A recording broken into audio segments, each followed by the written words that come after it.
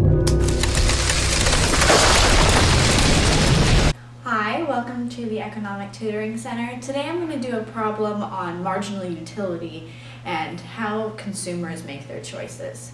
But first, I'd like to remind you that teaching and notation instruction does vary from professor to professor, so make sure you check with them before you use anything really specific on these videos. Alright, so with this problem we're going to focus on the idea of utility and how that is related to when we make purchases and what our preferences are. So, Harry is purchasing peanuts and soft drinks at the football game and he is in equilibrium. The prices of the last units of peanuts and soft drinks are $2 and $1 respectively.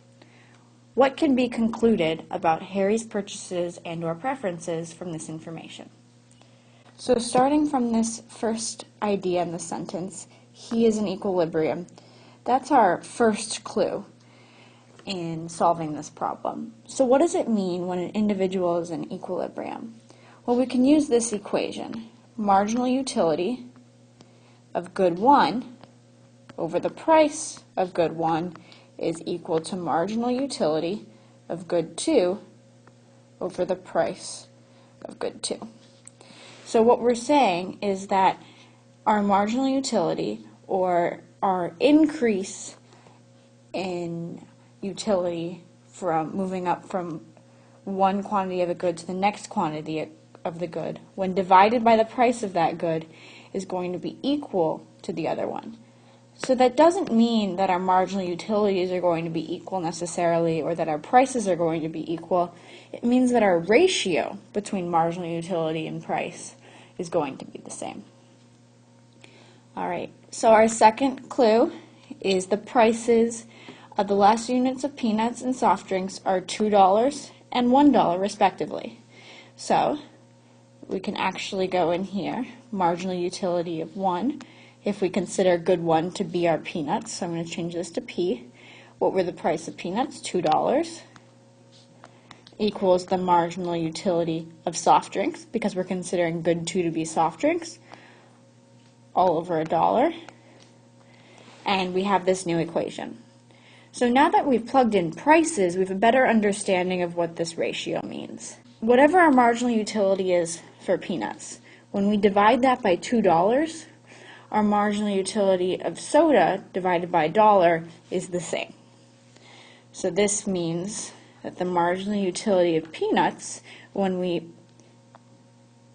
multiply both sides of the equation by 2, which means it'll cancel out on the left side, is equal to 2 times the marginal utility of soda, or soft drinks. And you can realize that I've left this out of the equation over here because it's $1, and when we divide by 1, it's essentially the same thing. So, just putting that back in there so you understand. What does this equation tell us? Alright, well, we can actually move on to our third clue, which is going to be about the last part of solving this problem. And it's a little bit strange, but it's actually this idea of the prices of the last units, when we focus on the word last units right here.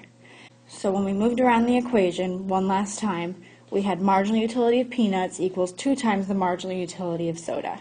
We liked peanuts twice as much as we liked soda, because it took 2 units of soda, 2, to match our marginal utility of peanuts here. So remember that even though the 2 is on the right side of the equation here, it's still explaining that we like peanuts more, because it means we need 2 of whatever this quantity is of utility to make 1 of the utility of peanuts. So the last question then becomes, can we conclude anything about Harry's purchases? Or can we conclude anything about the quantity that he's purchasing? Quantity. And the answer to this question simply is no. And that's first off because we don't know what his budget is. So we can't decide if he had $10, how much he has total to spend on each of these goods. And we also don't know his schedule for marginal utility, which means at what quantity he would be receiving these utilities down here. So the only thing we know from this is that at this last unit, he liked soft drinks half as much as he liked peanuts, or that he liked peanuts twice as much as he liked soft drinks.